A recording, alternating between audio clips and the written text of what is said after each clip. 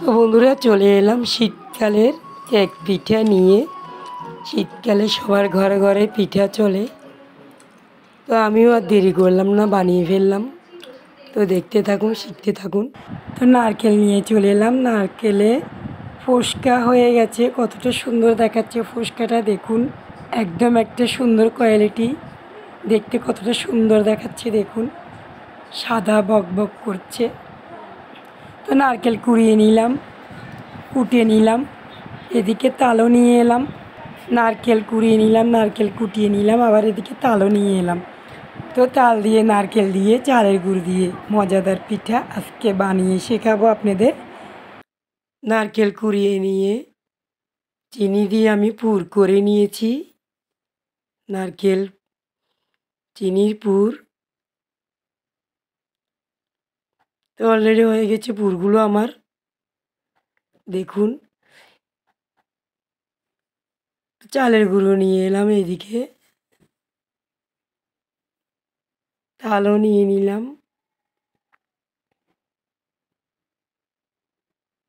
তাল, চালের গুঁড়ো, নারকেলের পুর সব নিয়ে এলাম।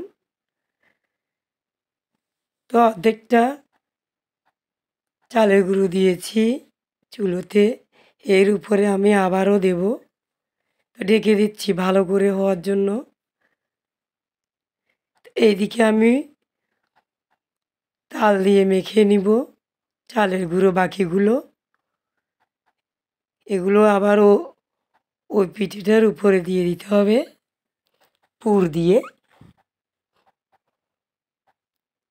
2 পাউন্ড কেকের মতোই হবে পিঠেটা। তো আমি ঢাকা তুলে দেখছি অলরেডি হালকা অনেকটা হয়ে গেছে। তো আমি নারকেলের পুরগুলো দিয়ে দিচ্ছি, ছিটিয়ে বিটিয়ে উপরে নারকেলের পুরগুলো দিয়ে দিচ্ছি। মাঝে পড়বে পুরগুলো।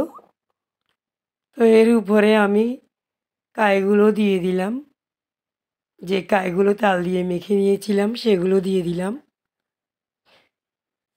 ছিটিয়ে বিটিয়ে দেব, মিলিয়ে দেব আমি গোল করে। তো দেখুন গোল করে মিলানো হয়ে গেছে। এর উপরেও আমি নারকেলের পুর দিচ্ছি সুস্বাদু হওয়ার জন্য, দেখতে সুন্দর লাগার জন্য ডেকোরেশন করছি সুন্দর হবে বলে। আমার ডেকোরেশনটা কেমন হলো বন্ধুরা অবশ্যই জানাবেন। কিশমিশ দিয়ে দিচ্ছি উপরে ছিটিয়ে বিটিয়ে। তো এদিকে নারকেল কুটা ছিল, নারকেল কুটাগুলো দিয়ে দিব কয়েকটা ছিটিয়ে বিটিয়ে, কারণ ডেকোরেশনটা দেখতে যেমন সুন্দর, করতেও অনেকটা ভালো লাগছে, খেতেও অনেকটা মজাদার হবে, তাই আমি এই ডেকোরেশনটা সাজানো। আপনারা চাইলে আপনাদের মতো করতে পারেন, এই সব কিছু নাও দিলে পারেন। তো আমি সুন্দরের জন্য দিয়েছি।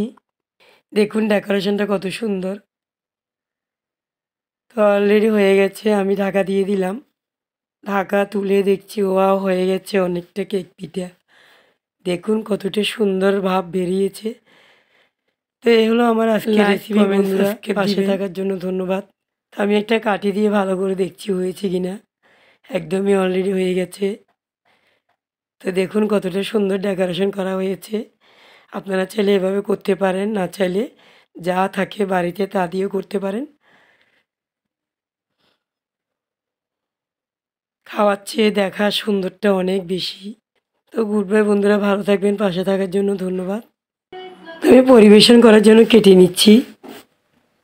এভাবে আপনারা ঘরে বসে বানাবেন, ভালো লাগবে, খেতে অনেকটা মজাদার। সব পরিবারের জন্য পিঠে খাওয়ার আলাদা একটা মজা, আনন্দ। গুড বাই বন্ধুরা, ভালো থাকবেন।